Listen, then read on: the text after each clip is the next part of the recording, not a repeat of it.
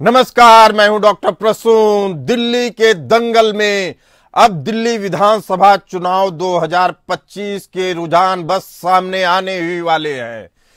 इसी मुद्दे पर चर्चा करने के लिए हमारे साथ मौजूद हैं प्रोफेसर भीमसेन सिंह जी, जो राजनीतिक विश्लेषक हैं। इस पूरी चर्चा में हिस्सा लेंगे। आपको बता दें कि दिल्ली चुनाव में अब तक 14 एग्जिट पोल सामने आ चुके हैं, जिसमें से 12 एग्जिट पोल ने दिल्ली में बीजेपी की सरकार बनते हुए देख रहे हैं, जबकि 2 एग्जिट पोल में आम आदमी पार्टी की सरकार बनती दिख रही है। दिल्ली चुनाव परिणाम जल्दी ही आज ना शुरू हो जाएंगे। आपको बता दें कि 19 केंद्रों पे वोटों की गिनती हो रही है। सर्वे में लगातार बीजेपी आगे दिख रही थी। सभी 19 केंद्रों पे जहां सीसीटीवी फुटेज की 3 तरफा व्यवस्था है, उस पे वोटिंग की काउंटिंग शुरू हो गई है। 70 विधानसभा सीटों के चुनाव परिणाम जल्द ही सामने आने शुरू हो जाएंगे। आपको बता दें कि रुझान जो अभी तक कोई भी रुझान सामने नहीं आया है, रुझान आते ही आपको समझ में आने लगेगा कि दिल्ली में किसकी सत्ता कायम होने जा रही है। दिल्ली में बीजेपी, आम आदमी पार्टी, कांग्रेस, तीनों ही दल जोर शोर से चुनाव प्रचार में लगे रहे, लेकिन तीनों इंडिपेंडेंट होके चुनाव लड़े। अब नतीजे की बारी है। रुझान आने ही वाले हैं दिल्ली विधानसभा चुनाव में, जिसके बाद साफ होना शुरू हो जाएगा कि दिल्ली में किसकी बादशाहत कायम होगी। आपको बता दें कि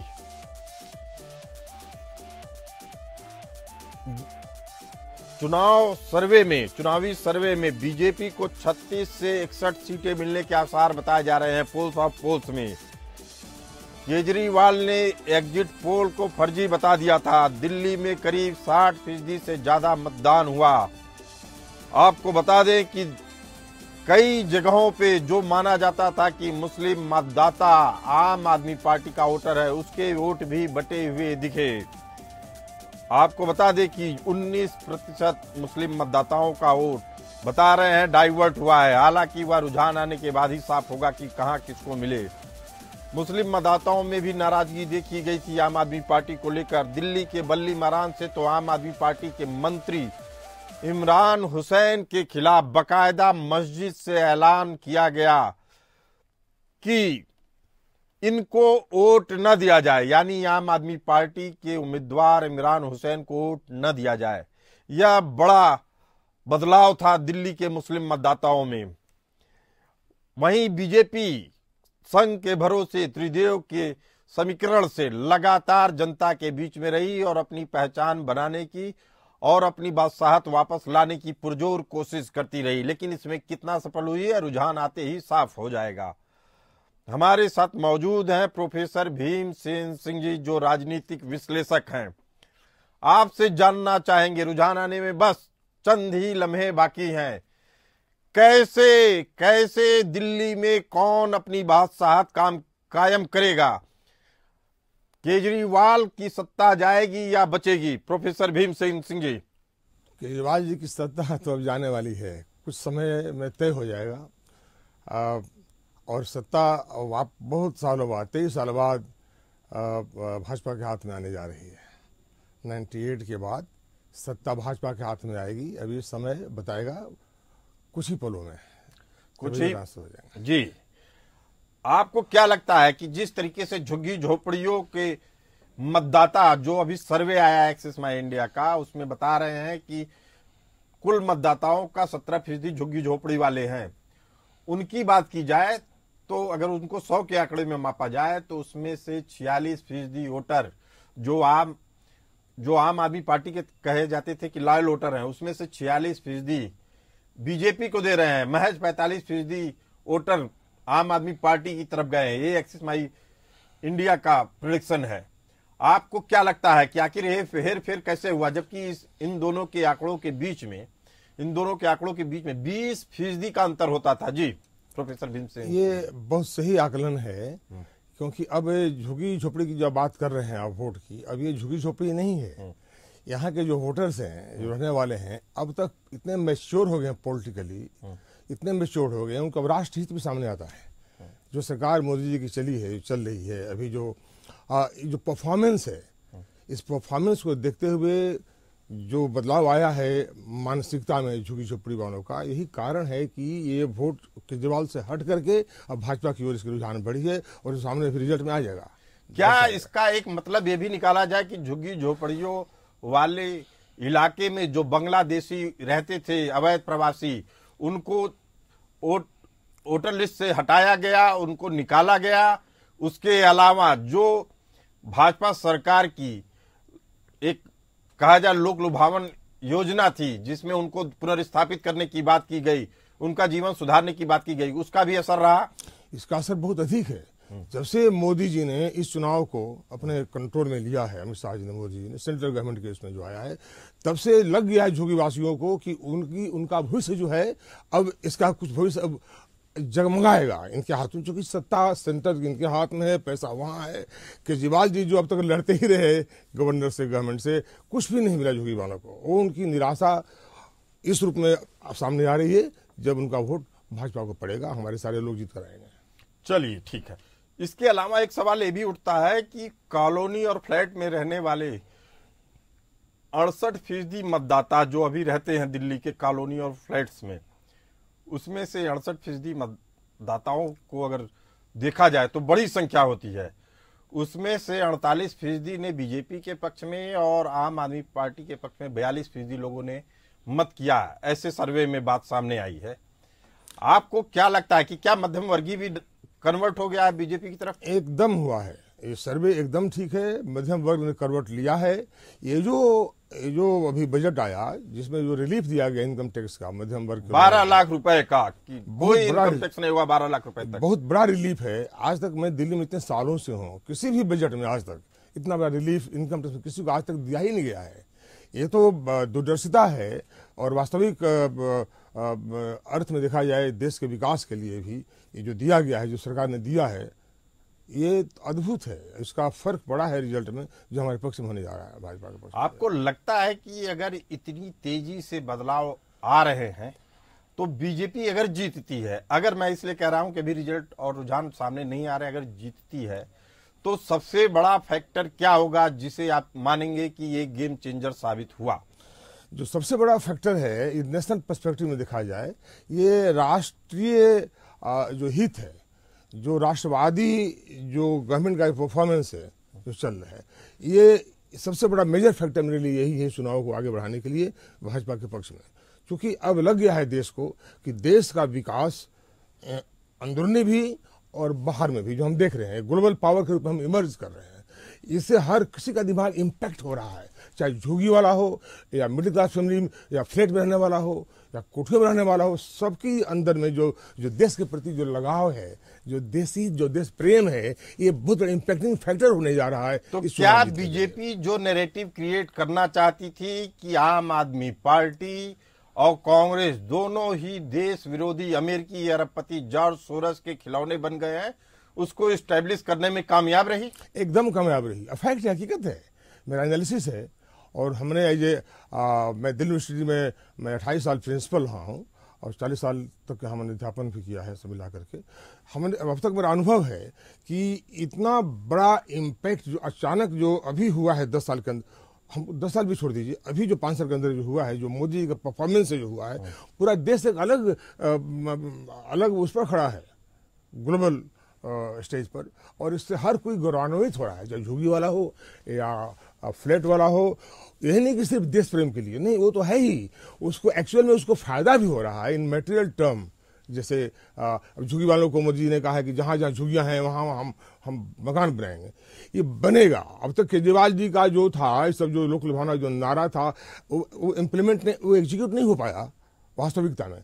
अब सबको मालूम है कि चूंकि मोदी जी कह रहे हैं, गवर्नमेंट इनकी है और गवर्नमेंट बड़ी ताकतवर है, ये सब कुछ मिलेगा। इसी उम्मीद में इस तरह बदलाव, इवन मुस्लिम्स को भी लग गया है कि अब तक उनको भगाया गया है, उनको एक्सप्लॉइट किया गया है, लेकिन अब उनको भी लग गया है कि अब ये नहीं चलेगा। ये ऐसा कुछ नहीं है जहाँ मुस्लिम देश के नहीं हैं और बाकी लोग देश के हैं, ऐसा उनको भी उनका मानस बदल गया है। ये परफॉर्मेंस बोलता है गवर्नमेंट का। जी, केजरीवाल ने भी पूरी कोशिश की दिल्ली के मतदाताओं को लुभाने की। आपको लगता है कि उन्होंने जो आखिर में हिंदू पुजारियों और सिख ग्रंथियों के लिए जो 18,000 की सैलरी देने का ऐलान किया, वह गेम चेंजर साबित हो सकता है? ये तो एकदम नहीं हो, बल्कि उनके उल्टे गया है। ये अभी ये जो आज तक प्रॉमिस करते रहे, 2 चुनाव में इतनी बहुमत मिली उनको और कुछ नहीं कर पाए। उन्होंने खुद कन्फेस किया है कि न मैंने पानी दिया साफ, न गंदगी साफ की। खुद उनका अपना एक्सेप्टेंस है। जो वो नहीं किया तो अब ये पुजारियों को 2.5 साल कोरोना में निकाल दिए, 2.5 साल इन्होंने जेल में फंसा के रखा बीजेपी वालों ने, तो हम क्या करते? लेकिन आने वाले समय में हम सुधारेंगे। यदि इसकी भी मान ले तो ये 5 साल हुआ, 4 साल हुआ। तुम तो 2 टर्म लेकर बैठे हुए 10 साल से, क्या किया तूने आज तक? सिर्फ एलजी से लड़ने के अलावा, गवर्नमेंट को गाली देने के अलावा तूने क्या किया? अब इस चीज को जनता समझ चुकी है। झुग्गी वाले, उसके जो अपने वोटर्स थे, झुग्गी वाले लोग कहते हैं, वो समझ चुके हैं इसका गेम क्या है। उनको विश्वास नहीं रहा लोगों में, एकदम नहीं रहा। प्रोफेसर भीमसेन सिंह जी, आपकी बातों से लग रहा है कि भारत की राजनीति में अगर आज दिल्ली में फैसला बीजेपी के पक्ष में आता है तो तुष्टीकरण का अंत हो जाएगा। क्या कुछ ऐसा ही है? तुष्टीकरण का अंत एकदम हो जाएगा, ऐसा ही है। क्योंकि अब तक देखा गया कि तुष्टीकरण ने कोई रिजल्ट जो दिया था वो टेम्परेरी था, वो अभी अस्थायी नहीं है। और इसको खत्म होना जरूरी है देश हित में। जो खत्म सरकार तुली हुई सेंट्रल गवर्नमेंट करने के लिए सारी चीजें देख रहे हैं। अभी तो चर्चा होगी, बातचीत होगी। दिल्ली चुनाव पे ही विश्लेषण के साथ हमारे साथ मौजूद हैं राजीव शर्मा जी भी। राजीव शर्मा जी, क्या आकलन है चुनाव नतीजों के आने से जस्ट पहले? आपका आकलन जानना चाहते हैं दिल्ली को लेकर, किसकी बन रही है सरकार? देखिए प्रसून जी, काउंटिंग शुरू हो चुकी है, रुझान आने शुरू हो चुके हैं और अभी तक जो दिखाई दे रहा है, जो पोस्टल बैलेट काउंटिंग होती है उसके हिसाब से अभी 5 सीटों पर बीजेपी आगे चल रही है, 2 सीटों पर आम आदमी पार्टी चल रही है और 1 पर जो है वो कांग्रेस आगे चल रही है। और अभी जो हम लोगों को ताजा सूचना मिली है उसके मुताबिक नई दिल्ली सीट से अरविंद केजरीवाल और कालका जी से आतिशी, ये दोनों लोग पीछे चल रहे हैं। ये अभी तक की ये शुरुआती रुझान है। ये दोनों अभी इसमें आगे कुछ कहा नहीं जा सकता, लेकिन हाँ, नई दिल्ली सीट से अभी जो है वो अरविंद केजरीवाल पीछे चल रहे हैं और कालका जी से आतिशी, जो इस मौजूदा सीएम है, वो भी पीछे चल रही हैं। और 1 सीट पर कांग्रेस ने बढ़त बनाई हुई है। तो इस समय के जो रुझान है, जो पोस्टल बैलेट के रुझान है, वो तो पूरी तरीके से बीजेपी के फेवर में जाते हुए दिखाई दे रहे हैं। और आगे आगे जैसे जैसे काउंटिंग बढ़ेगी, रुझान आएंगे, वैसे पता चलेगा कि आगे क्या होने वाला है। और इस समय अब कयासों का दौर तो अब खत्म हो चुका है प्रसून जी। अब तो सीधे सीधे रुझान और नतीजे सामने आ रहे हैं और जैसे जैसे नतीजे और रुझान सामने आते जाएंगे, पिक्चर अपने आप क्लियर होती जाएगी। जी प्रसून जी। राजीव शर्मा जी, आपने बड़ी बात की। हमने पहले ही 2 दिन पहले ही बताया था कि कुछ बड़ी सीटों पे बड़े फेरबदल हो सकते हैं। केजरीवाल की सीट, एपीएन न्यूज शुरू से बता रही है कि इनकी सीट फंसी हुई है नई दिल्ली से, जहां से प्रवेश वर्मा लड़ रहे थे चुनाव, बीजेपी के उम्मीदवार, उनकी सीट फंसी हुई लग रही थी। कालका में भी सीट फंसी हुई थी, हमने बताया था। अगर राजीव जी बता पाए जंगपुरा में क्या हाल है मनीष सिसोदिया की सीट का, उस पे भी मामला फंसा हुआ लग रहा था। लेकिन जो हमने बताया वह साबित हुआ एपीएन न्यूज पे। जी राजीव जी। मनीष सिसोदिया भी पीछे चल रहे हैं प्रसून जी, मनीष सिसोदिया भी पीछे चल रहे हैं। मतलब इनके जो जितने भी स्टार वोट थे वो इस समय पीछे चल रहे हैं। हालांकि ये बहुत शुरुआती रुझान है और अभी पोस्टल बैलेट चल रहा है, लेकिन इनके जो तीनों स्टार वोट है, तीनों जो टॉप इनके कैंडिडेट्स हैं, अरविंद केजरीवाल, आतिशी और मनीष सिसोदिया, ये तीनों इस समय पीछे चल रहे हैं। नई दिल्ली से केजरीवाल पीछे चल रहे हैं, मनीष सिसोदिया जंगपुरा सीट से पीछे चल रहे हैं, कालका से आतिशी। बड़ी खबर एपीएन की जो खबरें चलाई जा रही थी कि कड़ी टक्कर मिलेगी केजरीवाल को, मनीष सिसोदिया को, आतिशी को, वह सच साबित हो रहा है। लेकिन अभी यह नतीजे नहीं आए हैं, कहना बहुत जल्दी होगी। लेकिन ये भी आम आदमी पार्टी के लिए बड़ा झटका है। तीनों चर्चित चेहरे पीछे दिख रहे हैं। प्रोफेसर भीमसेन जी, इसके क्या मायने निकाले जाएं? इसके मायने ये हैं कि जो भी हम लोग चर्चा शुरू में कर रहे थे कि अब ये जो चेहरे हैं आप वाले ये सब खत्म हो जाएंगे, क्योंकि आए थे करप्शन हटाने के नाम पर, और इस तरीके से ये खुद ही उसमें फंस गए हैं और जनता ने इस चीज को देखा है। इसलिए अब समय की बात है, बहुत जल्दी ही सब रिजल्ट आ जाएगा। केजरीवाल पूरी आपकी सरकार, आपकी पार्टी ही खत्म हो जाएगी इस चुनाव में। राजू जी कुछ कहना चाह रहे? जी जी अभी एक सीट का रुझान और आया है और ये आम आदमी पार्टी के फेवर में गया है। ये इस तरीके से अब 4 हो गए हैं, 10 के रुझान आ चुके हैं। 4 पर आम आदमी पार्टी आगे है, 5 पर बीजेपी आगे है और 1 पर कांग्रेस। जी प्रसून जी, तो बड़ी खबर लग रही है कि जो बैलेट पेपर के नतीजे आ रहे हैं उसमें अब कांटे की टक्कर दिख रही है, लेकिन सबसे बड़ा शॉकिंग न्यूज ये है कि केजरीवाल पीछे चल रहे हैं, आम आदमी पार्टी के राष्ट्रीय संयोजक पीछे चल रहे हैं, दिल्ली की मुख्यमंत्री आरती भी पीछे चल रही हैं, दिल्ली के कभी उप मुख्यमंत्री रहे मनीष सिसोदिया भी। आपको बता दें कि केजरीवाल और मनीष सिसोदिया दोनों शराब घोटाले के आरोपी हैं। केजरीवाल पे तो शीश महल बनाने का भी आरोप लगा। क्या जो नैरेटिव गढ़ा गया था वह सही साबित हो रहा है? प्रोफेसर भीमसेन सिंह जी एकदम सही है, क्योंकि ये ऐसा नहीं कि कोई र्यूमर अफवाह है, इस तो सामने आंखों देखी है कि जो शीश महल बना, जो घोटाला शराब घोटाला हुआ, सबको अब तो ये चीजें इतनी कॉमन हो गई हैं कि लोगों को इसको समझाने की जरूरत ही नहीं है। ये ऐसी स्थिति है, सब आंखों देखी है लोगों। राजू शर्मा जी बड़ी खबर लेके आ रहे हैं। जी राजू जी, इस समय तक प्रसून जी 13 सीटों के रुझान आ चुके हैं, जिसमें से 8 सीट पर बीजेपी, 4 पर आम आदमी पार्टी और 1 पर कांग्रेस आगे बढ़ती हुई दिखाई दे रही है। तो इस तरीके से अभी तक जो रुझान है उसमें बीजेपी को बहुत अच्छी लीड हो। इस समय 11 सीटें, कुल मिला के 17 सीटों के रुझान आ चुके हैं। 11 पर बीजेपी आगे है, 6 पर आम आदमी पार्टी आगे है और कांग्रेस जो है 0 पर पहुंच गई है। इसका मतलब यह है कि 11 पर बीजेपी और 6 पर आप। इस समय मुकाबला एकदम नेक टू नेक दोनों लोगों में, दोनों पार्टियों में है। एग्जिट पोल में बताया जा रहा था 14 एग्जिट पोल में से 12 एग्जिट पोल ने कहा था बीजेपी की सत्ता दोबारा कायम होगी दिल्ली में। अब वह लग रहा है कि एग्जिट पोल सही आंकड़े बता रहे थे। प्रोफेसर भीमसेन जी क्या लगता है कि क्या अब आम आदमी पार्टी का भविष्य क्या होगा अगर इन रुझानों को अगर नतीजों में मानते हैं तो? ये रुझान नतीजों में सामने आएंगे और ये पहली बार बहुत दिनों बाद हुआ है, खासकर लास्ट चुनाव के बाद, कि जो एग्जिट पोल की साख एस्टैब्लिश होने जा रही है। बीच में जो लास्ट चुनाव हुआ था पार्लियामेंट वाले में, साख खराब हुई थी एग्जिट पोल्स की। अब ये एग्जिट पोल की साख एस्टैब्लिश होने जा रही है, क्योंकि जो सबकी राय है एग्जिट पोल की, उसमें भाजपा सरकार बनाने जा रही है, सरकार आने जा रही है सरकार। चलिए, टुडे चाणक्य सर्वे एजेंसी ने भी बताया था कि बीजेपी तकरीबन 51 सीटों के साथ सत्ता में आएगी। अब वह नतीजों में दिखेगा कि उसका आकलन सही था या गलत था। लेकिन एक चीज तो है राजीव जी, राहुल गांधी ने अपने चुनाव प्रचार की शुरुआत मुस्लिम बहुल इलाके श्रीलमपुर से की थी। उनको उम्मीद थी कि मुस्लिम वोटर, जो उनके परंपरागत मुस्लिम वोटर थे, वह वापस दोबारा आएंगे। क्या कांग्रेस को इसमें सफलता मिलती नहीं दिख रही है? प्रसून जी, अभी तक के जो रुझान है उसके मुताबिक तो नहीं दिखाई दे रही है। हाँ, अभी जो तुरंत रुझान चेंज हुए हैं उसमें 14 सीटों पर बीजेपी आगे है, 9 सीटों पर आम आदमी पार्टी और 1 पर फिर से कांग्रेस आगे हो गई है। और अभी तक आतिशी पीछे चल रहे हैं। रामवीर सिंह विधोड़ी जो भारतीय जनता पार्टी के हैं वो आगे चल रहे हैं। प्रवेश शर्मा जो है नई दिल्ली से, वो प्रवेश वर्मा, माफ कीजिएगा, प्रवेश वर्मा आगे चल रहे हैं और अरविंद केजरीवाल पीछे चल रहे हैं। और इसी तरीके से मनीष सिसोदिया का है, मनीष सिसोदिया वहां पर पीछे चल रहे हैं।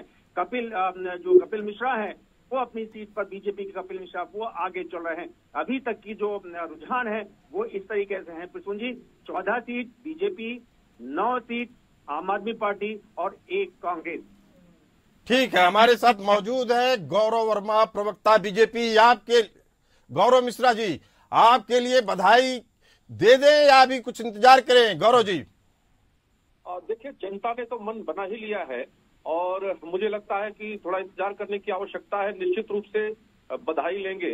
अभी पोस्टल बैलेट की काउंटिंग चल रही है और पोस्टल बैलेट बहुत ही ऐसा नहीं है कि उस पर बहुत ज्यादा रिलाई किया जा सकता है जब मेन काउंटिंग शुरू होगी। लेकिन जिस तरह से एग्जिट पोल्स के रुझान है, और सबसे बड़ी बात जो ग्राउंड पर हमारे नेता और कार्यकर्ता जो गए हैं और जनता का जिस तरीके से रुझान मिला है और जो लगाव इस बार भारतीय जनता पार्टी के कार्यकर्ताओं के साथ जनता का देखने में आया, वो इस बात का सीधा तस्दीक करता है, प्रमाण देता है कि दिल्ली बदलाव की तरफ बढ़ निकली है। और जो सूखा है 27 वर्ष का दिल्ली के अंदर, वो भारतीय जनता पार्टी उसको खत्म करने जा रही है और पुनः डबल इंजन की सरकार दिल्ली को विकास के रास्ते पर विश्व स्तरीय दिल्ली बनाने के लिए दृढ़ संकल्पित है। और प्रधानमंत्री मोदी जी के नेतृत्व में दिल्ली भी अन्य राज्यों की तरह जहां जहां भाजपा की सरकारें चल रही हैं, दिल्ली भी मुख्य धारा में जुड़ करके आगे बढ़ेगा। क्योंकि दिल्ली के लिए बहुत बड़ा दिन, बल्कि भारत की राजनीति में केजरीवाल डॉक्ट्रिन एक प्रकार से झूठ का पूरा विश्वविद्यालय, और केजरीवाल को सिर्फ एक ऐसा कृत्रिम राजनीतिक माना जा सकता है जिसने पूरे भारत की राजनीति को बदलने का ठेका लिया था। लेकिन केजरीवाल जी ने दिल्ली में ही ठेके खुलवा दिए। जो राजनीति को बदलने आया था, जो तमाम सारे वादे करता था, वो सारे वादे झूठे निकले और आज भी वो झूठ की दुकान खोल करके बैठे हैं। तमाम सारे उल्टे सीधे अनर्गल आरोप लगाते हैं जिसका उनके पास कोई आधार नहीं है। तो मुझे लगता है लोकतंत्र में इसकी भी एक पराकाष्ठा है। जनता ही जनार्दन होती है, उसको जनता ही जनार्दन होती है। गौरव, अगर आपसे पूछा जाए कि अगर आम आदमी पार्टी के हारने का एक बड़ा कारण क्या है तो आप क्या कहेंगे?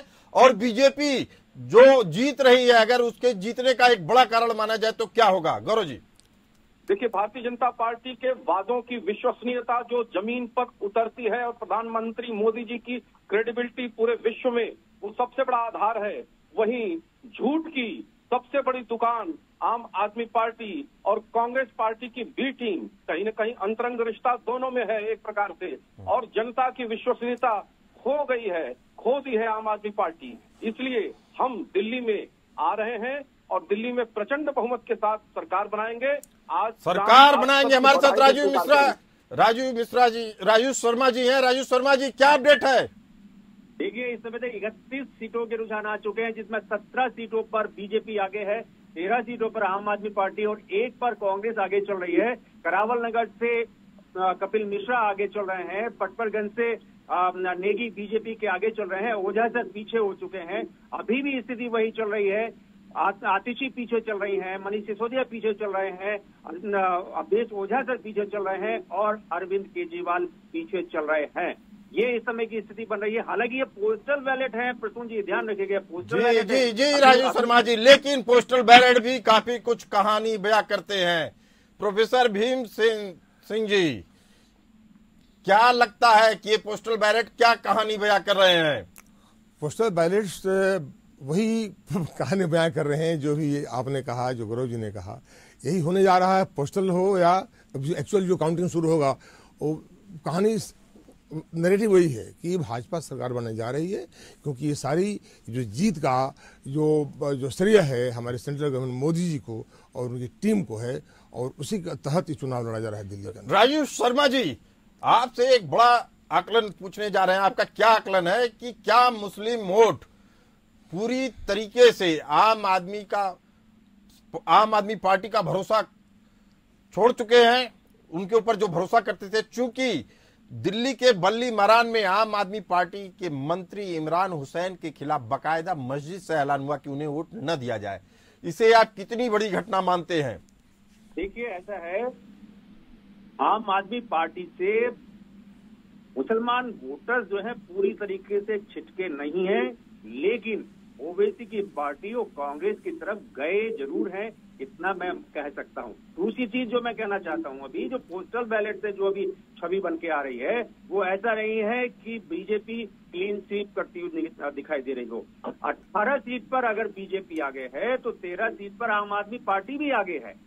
तो 13 और 18 का बहुत ज्यादा फर्क नहीं है प्रसून जी। जी। हालांकि ये पोस्टल बैलेट है।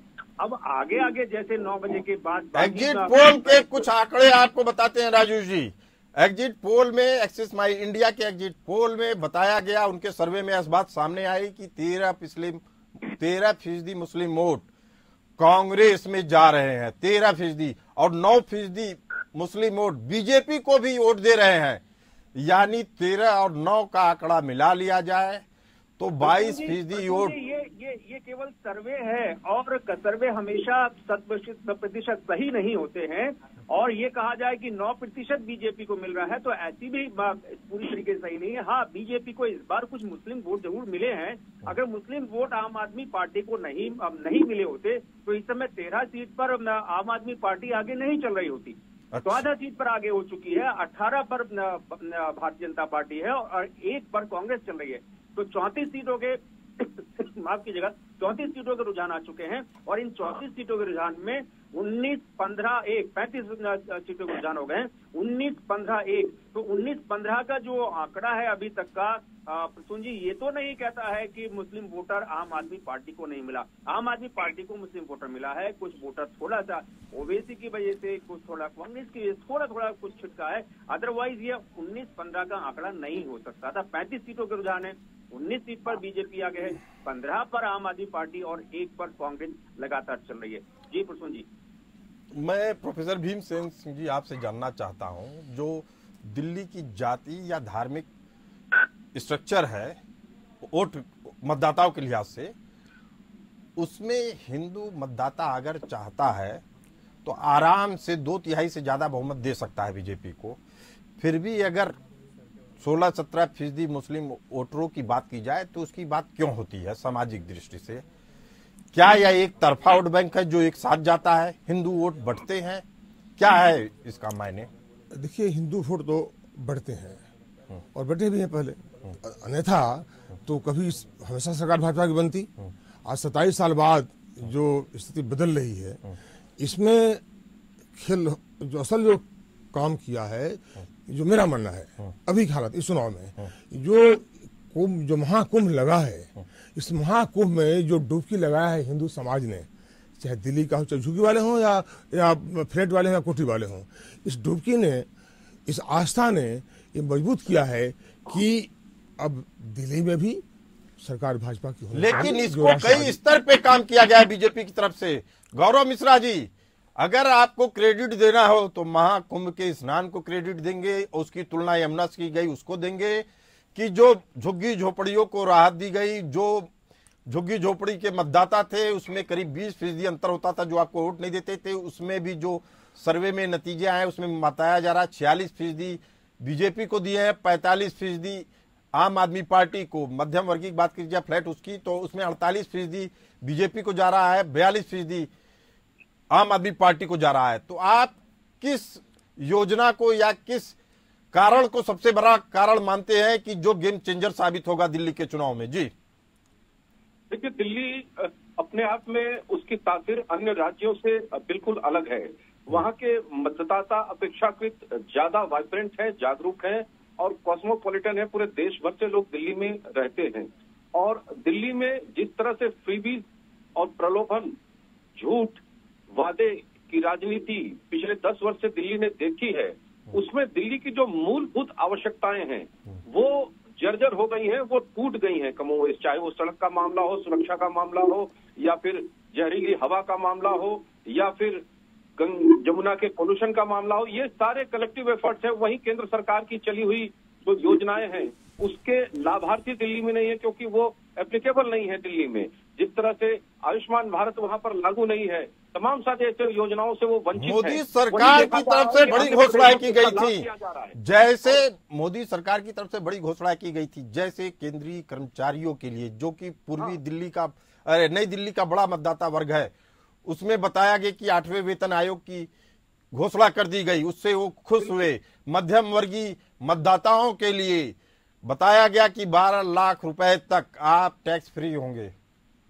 देखिए, ये तो ये राजीव शर्मा जी अपडेट के साथ आ रहे हैं। राजीव जी, देखिए प्रसून जी, जैसा मैं आप कह रहा था वैसा लगभग होता हुआ दिखाई दे रहा है। 18 सीट पर आम आदमी पार्टी, 18 सीट पर भारतीय जनता पार्टी और 1 पर कांग्रेस। तो इसका मतलब यह है कि जो मुस्लिम वोटर्स है वो आम आदमी पार्टी से छिटका नहीं है।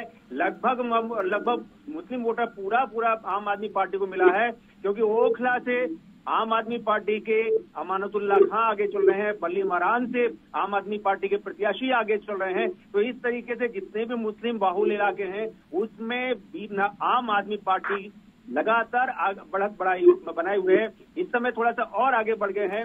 20 पर भारतीय जनता पार्टी, 19 पर आम आदमी पार्टी और 1 पर कांग्रेस। 40 सीटों के रुझान हमारे सामने हैं और इन 40 सीटों के रुझान में लगभग नेक टू नेक चल रहे हैं आम आदमी पार्टी और बीजेपी। तो बीजेपी राजीव जी 18 सीटों पे बताया जाता है, 15 सीटों पे तो सीधे सीधे तौर पे और 3 सीटों पे लगभग मुस्लिम मतदाताओं का जोर रहता है, वो 18 सीटें हैं।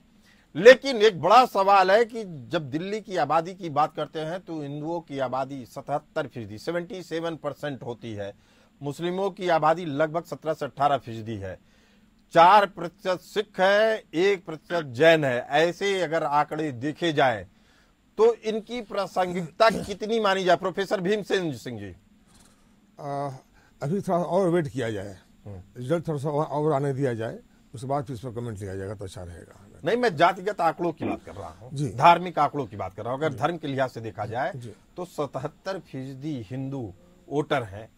ऐसे में केवल मुस्लिम वोटरों के भरोसे आम आदमी पार्टी बढ़ रही है, इसे कितना आप जायज ठहराएंगे? नहीं, ये तो ऐसा है कि आम आदमी पार्टी का जो सपोर्ट लाइन है मुस्लिम तो है ही, और अभी उनको भी साथ भी दे ही रहे हैं, लग रहा है, इससे भी लग रहा है कि वो साथ है उनके। लेकिन बाकी जो आप बात करो हिंदू वोट्स का 77 का, वो तो अभी सामने आ जाएगा, जिसमें कि भाजपा की सरकार बनने जा रही है। चलिए ठीक है गौरव जी, बीजेपी ने नैरेटिव गढ़ा कि केजरीवाल की आम आदमी पार्टी और कांग्रेस दोनों ही देश विरोधी अमेरिकी अरबपति जॉर्ज सोरस के प्रभाव में है, और इस तरीके का नैरेटिव देश की जनता के साथ दिल्ली के एक एक मतदाताओं के अंदर पहुंचाने का काम आरएसएस ने किया। आरएसएस को कितना अहम मानते हैं आप अपनी राजनीतिक दृष्टि से? गौरव जी, देखिए स्वाभाविक है, उसके प्रमाण दिखते हैं। जिस समय स्प्रिंग ऑपरेशन चल रहा था मिडिल ईस्ट में, वो ऐसा ही प्रयोग 2013 में अन्ना मूवमेंट में किया गया था भारत के अंदर, और जो कांग्रेस बिछड़ रही थी और कांग्रेस के प्रति जो जनता का रोष था, वो जो वैक्यूम क्रिएट हो रहा था, उस वैक्यूम को भरने का काम केजरीवाल ने किया था और तमाम झूठे सारे वादों के साथ किया था। लेकिन चरित्र और चाल दोनों इनके परिवर्तित थे, और जिस तरह से इन्होंने सत्ता का माहौल उड़ाया और हर काम को इस बात पे टाला कि मुझे कभी एलजी काम नहीं करने दे रहे हैं, कभी केंद्र सरकार काम नहीं करने दे रही है, तो ऐसे नकारेपन से अच्छा है कि जनता इनको घर में बिठा दे, क्योंकि इस तरह की प्ली देना वो उचित नहीं है लोकतंत्र में। आपको जो दायित्व जनता ने दिया है उसका निर्वहन करना ही पड़ेगा हर हाल में। वही भारतीय जनता पार्टी की सरकार हो, कार्यकर्ता हो या फिर संघ के लोग जो हैं, वो राष्ट्रवाद के प्रति पूरी तरह कमिटेड है, संकल्पित है। कहीं भी हमारी सरकार के ऊपर कहीं एक भ्रष्टाचार का आरोप तक नहीं लगा पाई है, सिद्ध करना तो दूर की बात है। तो जिस तरह से निष्कंटक सरकार भारतीय जनता पार्टी चलाती है और एक आम जनता, गरीब जनता, पिछड़ी जनता, उनको ऊपर लाने की योजनाएं जब चलती हैं, तो वो एक विश्वसनीयता का माहौल खड़ा होता है। और सभी अभी हमारे भाई ने कहा कि कुंभ का बहुत बड़ा योगदान है, सही बात है। भारत में 2013 से जिस तरह से आम आदमी पार्टी दिल्ली में सरकार चला रही थी, अल्पसंख्यक वर्ग को कंसोलिडेट करना, मुअज्जिमों को, मौलानाओं को पैसे देना, तो कहीं ना कहीं ये साफ तुष्टीकरण की तरफ दिखाई दे रहा था कि एक सब्सटेंशियल वोट बैंक तो हमारे साथ इंटैक्ट आई है, और हिंदुओं में बंटवारा कर दिया जाए तो स्वाभाविक उनकी सरकार बन जाएगी। लेकिन देश इस ट्रेंड को समझ गया, और यहाँ तक कि मुस्लिम भाई भी समझ गए, मुस्लिम समाज भी इस बात को समझ रहा है कि किस तरह से उन्हें धोखा दिया जा रहा है। क्योंकि आज अगर प्रधानमंत्री आवास योजना में अगर आवास मिले तो सर्वाधिक आवास उनके वर्ग को गए हैं। 30 से 35% जो हिस्सा है तमाम फ्लैगशिप योजनाओं का, वो अल्पसंख्यक समाज को जा रहा है, क्योंकि वो पिछड़े हैं और उनके साथ सिर्फ धोखे का काम किया गया है। वही हिंदू समाज का कंसोलिडेशन, किस तरह से सनातन का संघर्ष। राजू जी बड़ी खबर लेके आ रहे हैं। राजू जी क्या अपडेट है? राजू जी विपक्षियों ने की। देखिए, मैं ये बताना चाहता हूँ प्रसून जी, ओखला से अमानतुल्लाह खां पीछे चल रहे हैं। बीजेपी का कैंडिडेट वहां आगे हो गया है, लगभग 100 वोटों की लीड से बीजेपी कैंडिडेट ओखला से आगे है।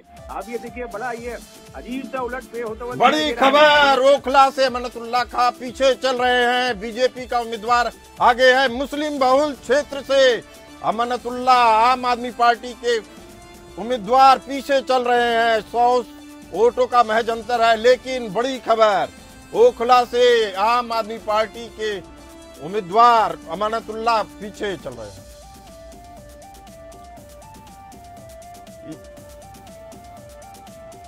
प्रोफेसर भीमसेन सिंह जी, जैसा मैं कह रहा था कि मुस्लिम 9% मुस्लिम वोटर भी बीजेपी की तरफ गए हैं, इसके मायने इसलिए सही साबित हो सकते हैं इस आकलन को, चूंकि ओखला से अमानतुल्लाह पीछे चल रहा है और बीजेपी आगे चल रही है। मुस्लिम बहुत क्षेत्र है, 57% मुस्लिम आबादी है। क्या कहेंगे आप प्रोफेसर भीमसेन? ये बहुत बड़ी बात है कि ओखला से भाजपा लीड बना रही है, जो प्योरली मुस्लिम डोमिनेटेड कॉन्स्टिट्यूंसी है। ये बहुत बड़ी बात है और ये सबूत, ये प्रूफ है कि मुस्लिम भी अब भाजपा को से जुड़ रहे हैं। आप इसे बीजेपी को क्रेडिट देंगे कि कहेंगे कि AIMIM के जो उम्मीदवार हैं उन्होंने इनका खेल बिगाड़ा है? नहीं, मैं इस तरह से दूंगा, भाजपा को दूंगा, RSS को दूंगा, भाजपा को दूंगा। अब कोई बीच का कोई फैक्टर है ही नहीं, कोई फैक्टर नहीं है। भाजपा और मोदी जी की नीति जिस काम कर, जिससे देश आगे बढ़ रहा है, विकसित हो रहा है, इसमें हर किसी को फायदा हो रहा है, चाहे मुसलमान हो, मतलब मुस्लिम्स को तो उनके साथ तो कोई फर्क किया ही नहीं जा रहा है ना। आपको बता दें, ओखला से AIMIM के प्रत्याशी शिफाउर रहमान लोगों के घर घर जाके प्रचार कर रहे थे। उसी समय लग गया था कि अमनतुल्लाह खां का खेल बिगड़ सकता है, आम आदमी पार्टी के उम्मीदवार का खेल बिगड़ सकता है ओखला से, उसका सीधा लाभ बीजेपी को मिलेगा। राजीव जी, आपका क्या आकलन है? हिंदुओं के बल पे आगे बढ़ी बीजेपी या वोट बंटवारे के कारण बढ़ी? राजीव जी, ऐसा है कि अभी तक की जो रुझान आ रहे हैं उसमें ये दिखाई दे रहा है कि जो हिंदू वोटर है, सिख वोटर है और जो पंजाबी वोटर है वो पूरी तरीके से बीजेपी को वोट दे रहा है।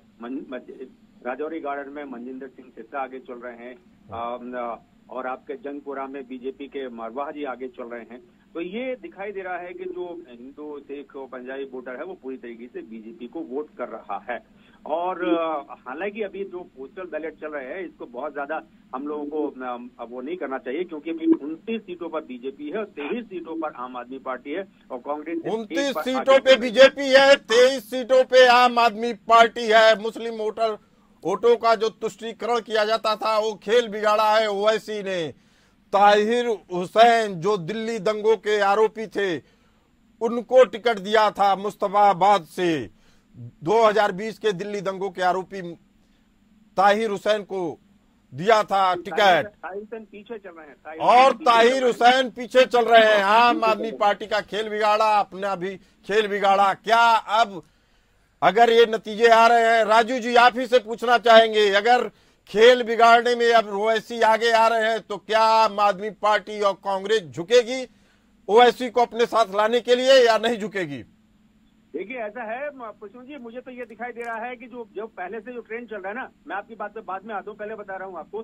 नई दिल्ली से अभी तक अरविंद केजरीवाल पीछे हैं, जंगपुरा से मनीष सिसोदिया पीछे हैं, पटपरगंज से ओझा सर पीछे हैं और कालकाजी से आतिशी अभी तक पीछे हैं। इसका मतलब है कि ये लगभग अब आगे तय होने वाला है कि इन तीनों सीटों पर भारतीय जनता पार्टी आम आदमी पार्टी को शिकस्त देती नजर आ रही है। दूसरी बात आपने कही ओबीसी की। देखिए ओबीसी ने अपने जो कैंडिडेट खड़े किए हैं वो थोड़ा बहुत डेंट जरूर करेंगे, इसमें कोई शक नहीं। लेकिन अगर आप ये कहें कि ओबीसी के आ जाने के बाद से कोई पोटेंशियल फर्क पड़ रहा है, कोई पोटेंशियल डेंट लग रहा है आम आदमी पार्टी को, तो ऐसा नहीं है। राजीव जी, अगर ओखला से अमानतुल्लाह पीछे है तो इसका क्रेडिट किसको देंगे आप? देखिए इसको क्रेडिट सीधे सीधे मोदी की नीतियों को है और कुछ लोग कुछ काम जो जैसे इमाम एसोसिएशन है, इमाम एसोसिएशन के अध्यक्ष ने रशीदी साहब ने खुद कहा कि मैंने पहली बार बीजेपी को वोट दिया है। तो ऐसे कुछ मुसलमान हैं जिन्होंने बीजेपी को वोट दिए हैं और इस वजह से वहां पर अभी बीजेपी का कैंडिडेट लगभग 100 वोटों से आगे चल रहा है। 9% ऐसे ही मुस्लिम मतदाता हैं जिन्होंने वोट दिया है। प्रोफेसर भीमसेन सिंह जी, आपसे भी वही सवाल, अगर वो ऐसी खेल बिगाड़ने में आगे आते हैं तो क्या आने वाले समय में कांग्रेस और आम आदमी पार्टी की मजबूरी होगी उन्हें साथ लेने की? देखिए वैसी ऐसा फैक्टर है, जितना ये बोलता है उतना ही अधिक अगेंस्ट में पॉलिटिक्स पक्ष में पॉलिटिक्स जाती है भाजपा की। पोलराइजेशन ज्यादा होता है जी। मुसलमान में भी, मुस्लिम्स में जो प्रबुद्ध मुस्लिम्स हैं, जो पढ़े लिखे मुस्लिम्स हैं, वो भी रिएक्ट करते हैं the way Owaisi talks too. क्योंकि वो भी नहीं उनको देश में रहना है, उनको भी देश से प्रेम है।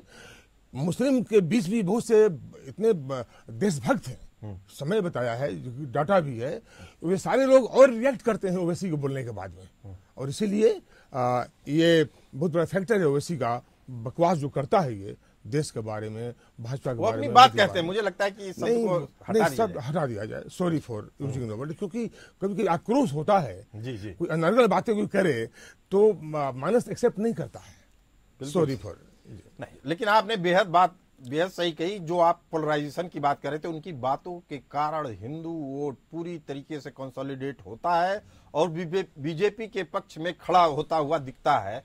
अगर ओवैसी फैक्टर ना हो तो शायद हिंदू वोटरों का भी बंटवारा हो सकता था, लेकिन जैसा कि राजीव शर्मा जी ने बताया कि वोटर बटे नहीं, अभी तक एकजुट दिख रहे हैं। गौरव मिश्रा जी, कितनी बड़ी सफलता मानेंगे इसे कि न बटे न कटे, यही आपका नारा है? जी जी हाँ, 21वीं सदी की ये सबसे बड़ी उपलब्धि है। इस देश को बंटवारे के आधार पर चलाया गया, राजनीति किया गया, और कहीं न कहीं विभाजनकारी नीति ही पूर्व की सरकारों ने, खासतौर से कांग्रेस पार्टी ने डिवाइड एंड रूल की पॉलिटिक्स को ही आगे बढ़ाया, अंग्रेजों की उस लेगेसी को ही आगे बढ़ाया। उसको चुनौती देने का काम भारतीय जनता पार्टी, उसके पहले जनसंघ लगातार करते चला आ रहा था, लेकिन पूर्ण सफलता 2014 में मिली और जो यात्रा शुरू हुई है, और विशेष रूप से अब 2025 में कुंभ के बाद जो कंसोलिडेशन हुआ है, जो सनातन समाज एकत्रित हुआ है, एकजुट हुआ है, उसकी कल्पना भी करना मुश्किल है, क्योंकि अब विश्व स्तर पर भारत चमकेगा, इसमें कहीं कोई दो राय नहीं है। और जो हमारी नीतियां हैं, सबका साथ, सबका विकास, सबका प्रयास, सबका विश्वास, उसी में सबकी भलाई है। वहीं भारत तेरे टुकड़े होंगे, भारत को अलग यूनियन ऑफ स्टेट की तरह देखना, अलग अलग राज्यों को अलग अलग देश मानना, और भारत के साथ ही, स्टेट के साथ ही लड़ाई लड़ना, ऐसी बातें कहने वाले नेताओं। गौरव मिश्रा जी, आप जिसकी बात कर रहे हैं, राहुल गांधी का एक स्टेटमेंट था कि वो फेडरेशन के तौर पे भारत को दिखते थे, यूनियन के तौर पे नहीं दिखते थे।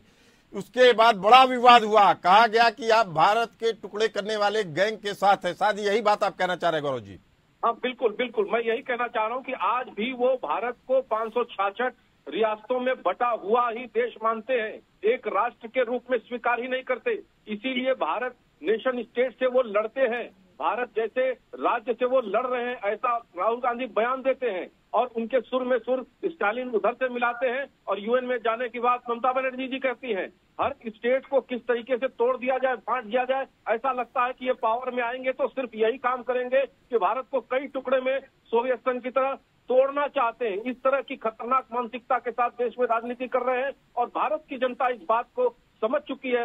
वही भारत में चल रही केंद्र की सरकार, उसकी विश्वसनीयता और सोशल मीडिया के द्वारा सच्चाई जब बाहर आती है, लोगों तक पहुंचती है सूचनाएं, तो उसको सर्टिफिकेट भी मिलता है, प्रमाण भी मिलता है। इसलिए जनता सनातन के संहार को करने वाले ऐसे मंशा रखने वालों को भारत में सत्ता नहीं सौंपेगी, नहीं सौंपेगी। नैरेटिव गढ़ा जा चुका है बीजेपी के तरफ से भी कि अगर आप वोट देते हैं कांग्रेस या आम आदमी पार्टी को तो देश तोड़ने वाले को दे रहे हैं। रवि पांडे जी, प्रवक्ता आम आदमी पार्टी, हमारे साथ मौजूद हैं। रवि पांडे जी, जिस तरीके के नतीजे आ रहे हैं उससे साफ है कि आम आदमी पार्टी पिछड़ती जा रही है, और सबसे दुखद खबर आपके लिए यह है कि आम आदमी पार्टी के राष्ट्रीय संयोजक अरविंद केजरीवाल जी, दिल्ली के पूर्व उप मुख्यमंत्री मनीष सिसोदिया जी, दिल्ली की मौजूदा मुख्यमंत्री आतिशी जी, तीनों लोग अपने क्षेत्र में पीछे चल रहे हैं। इसे आप किस तरीके से देखेंगे? रवि जी अभी जुड़ नहीं रहे हैं, अभी दोबारा जोड़ने की कोशिश करेंगे, लेकिन प्रोफेसर भीमसेन सिंह जी, यही सवाल आपसे, इसे कितनी बड़ी घटना मानते हैं कि शुरुआत में ही पिछड़ रहे हैं तीनों के तीनों कैंडिडेट, आम आदमी के बड़े चेहरे? देखिए, शुरुआत और अंत दोनों में ऐसा मिलन होने जा रहा है कि अंत वही होगा जो शुरुआत में है। अभी मैं एक बात अभी चल रही थी राहुल गांधी की, मैं तो मानता हूं कि राहुल की बात छोड़ दीजिए, आप तो आइए, जब नेहरू प्रधानमंत्री बने 47 में, तो उस समय के बाद 50 में संविधान में जोड़ दिया गया सेकुलरिज्म, सोशलिज्म। ये ओरिजिनल संविधान में नहीं था। क्यों जोड़ा गया? यही था, तुष्टिकरण करना था मुसलमानों का, नेहरू के आने के बाद तो देश में इतना हिंदुत्व को दबाया गया। इसलिए मैं कहता हूं बार बार, अभी मैं एग्री करता हूं मोहन भागवत जी से, उन्होंने भी कहा था कि भारत को असल आजादी 2014 के बाद मिली है, जो मोदी की सरकार में। क्यों? वो आजादी थी, वो आजादी पॉलिटिकल थी, एकदम थी पॉलिटिकल। लेकिन उसके बाद तो फिर हाथ में सत्ता आ गया। उन्होंने कहा मानसिक गुलामी से आजादी मिली है 2014 में। यस, अगर इस बात को मान लिया जाए तो आखिर 10 साल समय क्यों लग गया दिल्ली में सत्ता बदलते हुए? प्रोफेसर भीमसेन। हाँ, ये जो आपने सवाल किया है, देखिए बहुत सी फैक्टर्स होती हैं दिल्ली में सत्ता आने की। एक तो होता है लीडरशिप, लोकल भाजपा की, और उसमें मैं अधिक नहीं जाना चाहूंगा ये, लेकिन समय लगा है। लेकिन अधिक समय देखा जाए 47 से लेकर के 2024 तक का, तो 10 साल का समय कोई अधिक समय नहीं है। ये चूंकि एक सिस्टम से काम होगा। 2013 से आम आदमी पार्टी ने दिल्ली पर अपनी पकड़ बना ली थी। 2025 में अब उसका मिथक टूटता लग रहा है। क्यों इसलिए टूटा? इसलिए नजर आ रहा है चूंकि दो टर्म में सिर्फ झूठ बोला गया है। लोग ऐसे आश्वासन दिए गए हैं जो कभी पूरा हो नहीं सकता था, लड़ते हुए गवर्नमेंट, सेंट्रल गवर्नमेंट से और एलजी से। जो सिस्टम है कॉन्स्टिट्यूशन जो दिल्ली में सिस्टम बना हुआ है, इसमें एलजी को गाली देकर के हर कोई काम निकाल सकता है। हर चीज में गाली, हर चीज में गाली, ऐसे नहीं होता है। समाज सत्ता चलाने के लिए, शासन प्रशासन को चलाने के लिए एक मिडिल पाथ अपनाना पड़ता है। केजरीवाल को अपनाना चाहिए था मिडिल पाथ। वो तो सीधे गालियां देना, तो कैसे होगा? सारी स्कीम्स कैसे? प्रोफेसर भीमसेन सिंह जी, आपको क्या लगता है अगर बीजेपी जैसा कि दिख रही, बीजेपी बताया जा रहा है 38 सीटों पर पहली बार रुझानों में बीजेपी सत्ता के पार सत्ता बनाती हुई दिख रही है। बड़ी खबर, 38 सीटों पे बीजेपी आगे दिख रही है रुझानों में। अभी नतीजे नहीं आए हैं, लेकिन रवि पांडे जी, आम आदमी पार्टी प्रवक्ता, आपको क्या लग रहा है? केजरीवाल पीछे, मनीष सिसोदिया जी पीछे, आतिशी जी पीछे, क्या कारण है? रवि जी, रवि की आवाज हमारे पास नहीं आ रही है। गौरव मिश्रा जी, क्या मानेंगे? आपको पहले बधाई कि रुझानों में आप लग रहा है सत्ता बना लिए हैं, लेकिन सत्ता में आ चुके हैं, लेकिन फिर भी कारण क्या मानते हैं इन तीनों दिग्गजों के हारने का? देखिए, कारण इनकी देश विरोधी नीति, इनके झूठे वादे, इनके बार बार केंद्र सरकार और एलजी के खिलाफ जिस तरह से इन्होंने बयानबाजी की और अपनी जिम्मेदारियों से भागने का काम किया। वहीं खालिस्तानियों का समर्थन किया, आतंकवादियों के घर जाके खाना खाया, पंजाब को अलग देश बना करके उसके प्रधानमंत्री बनने का सपना तक पाला। जो इस तरह की खतरनाक मानसिकता रखते हैं, दिल्ली की जनता ने बता दिया कि ऐसे लोगों की गुंजाइश दिल्ली में नहीं है। वहीं दिल्ली विकास की दृष्टि से जो पिछड़ गई है, जो बड़े पैमाने पर पिछड़ गई है, उसमें बहुत तेज गति से काम करने की आवश्यकता है। और यदि उसकी कोई भरपाई कर सकता है तो वो सिर्फ भारतीय जनता पार्टी की सरकार ही कर सकती है, क्योंकि केंद्र में प्रधानमंत्री मोदी जी की विश्वसनीयता, पूरे देश की तस्वीर और तकदीर उन्होंने बदल दी है। जिस तरह से, चलिए, तकदीर बदल दी है, लेकिन कांग्रेस की तकदीर कौन बदलेगा? प्रोफेसर भीमसेन सिंह जी, कौन बदलेगा कांग्रेस की तकदीर? तकदीर कांग्रेस की तो हमेशा के लिए खत्म हो गई है। बदलने का मतलब ही नहीं है। अभी कांग्रेस तो मर गई। बहुत पहले गांधी ने कहा था कि कांग्रेस को आजादी के बाद कांग्रेस को डिसॉल्व कर देना चाहिए। अब वो स्टेज अब अपने आप आ गया है। इनकी जो नीतियां हैं, इनकी जो हरकतें हैं, इनकी जो पॉलिटिकल जो सूझबूझ है, सब एंटी नेशनल है, जो ये देश समझ चुका है। एक बात और मैं कहना चाहूंगा, मुझे आप समय दे दें। आतिशी की बात करते हैं आप। आतिशी, यदि ये पूरा नाम कहा जाए, आतिशी मार्लेना की बात किया जाए, तो जो कि हम चाहते, इस मंच से देश को बताना चाहते हैं कि आतिशी मार्लेना, मार्क्स लेनिन, उसके नाम के पीछे मार्क्स लेनिन जोड़ा गया। और ये लोग हैं जिन्होंने हमेशा साथ दिया है उग्रवादियों का, जो एंटी नेशनल्स हैं, जिनको सबका उनके लिए इन्होंने वकालत किया है। इनको उन्होंने वकील प्रोवाइड किया। इनके पिताजी विजय जी, इनकी माता जी, इसलिए मैं नाम ले रहा हूँ, क्योंकि अरविंद केजरीवाल को दिमाग, मतलब क्या उनको सूझा कि उन्होंने आतिशी मार्लेना को पार्टी में ले लिया। मार्क्स लेनिन, अरे या तो खुद कहो कि तुम मार्क्सिस्ट हो, तुम कम्युनिस्ट हो, कहो तुम केजरीवाल, तुम हिम्मत है तो वो तुम back door behind the scene आके तुम चाहते हो कि देश को बर्बाद करें। अभी देश अफजल गुरु के लिए भी शायद इनके माता पिता ने रिट दायर की थी, उनको बचाने की कोशिश की थी, जिसका नुकसान लग रहा है। एक बात हुआ और है, जो नैरेटिव बीजेपी गढ़ रही थी वह स्टैब्लिश भी कर चुकी है। ऐसा सॉरी सर, एक मिनट और साहब को रोकूंगा मैं। और इसीलिए आतिशी ने अपना नाम चेंज किया, उसने मार्लिना हटा दिया। इतना एक्सपोजर होने जा रहा था अफजल बेग वाले मामले में कि इसको हटाना पड़ा, नाम को मार्लिना हटाना पड़ा। अब अपने आतिशी कहती हैं। ये सब छल कपट ये नहीं चलेगा। हम सब अब इस देश का गरीब हो, मुसलमान हो, हिंदू हो, बड़ा पढ़ा लिखा हो, अनपढ़ हो, गांव वाले हो, सबों ने ये खेल समझ लिया है जो आप कर रहा है। रामवीर सिंह विधोड़ी जो कट्टर हिंदुत्व के घोड़े पे सवार थे, आतिशी से लीड ले रहे हैं। इसका मतलब क्या निकाला जाए कि कालका के मतदाताओं ने किस तरह का अपना आकलन किया है इनके बारे में? कालका क्षेत्र बड़ा प्रबुद्ध क्षेत्र है। और जैसे मैंने कहा कि अब तो प्रबुद्ध, अब तो झुग्गी वाले भी प्रबुद्ध हो गए हैं। मैंने पहले कह दिया था कि जो गरीब लोग हैं, जो झुग्गी वाले हैं, ये भी प्रबुद्ध हो गए हैं।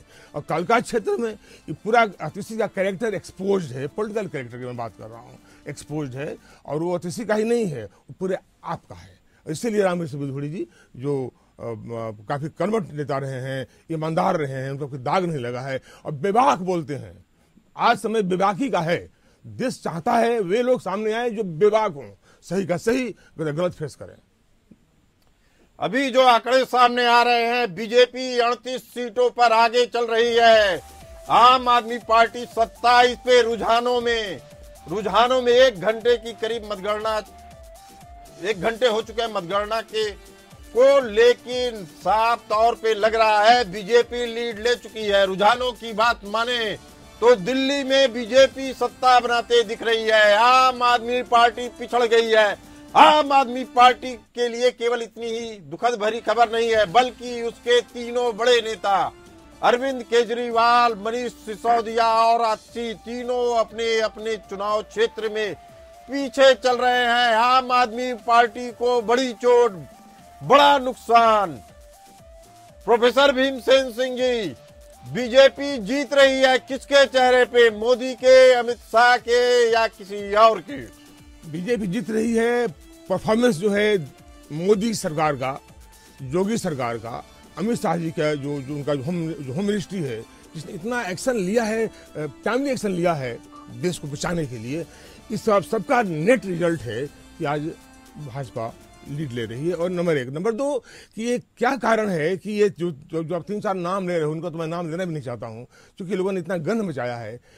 ये क्या कारण है कि इनके ही लोग इनको छोड़ गए? आज यदि ये पिछड़ रहे हैं तो क्यों पिछड़ रहे हैं? प्रोफेसर भीमसेन की नाराजगी साफ करती है कि दिल्ली के मतदाता क्या सोचते हैं आम आदमी पार्टी की राजनीति के बारे में। हमारी चर्चा जारी रहेगी। वक्त हो चला है छोटे से ब्रेक का। बने रहिए एपीएन न्यूज के साथ।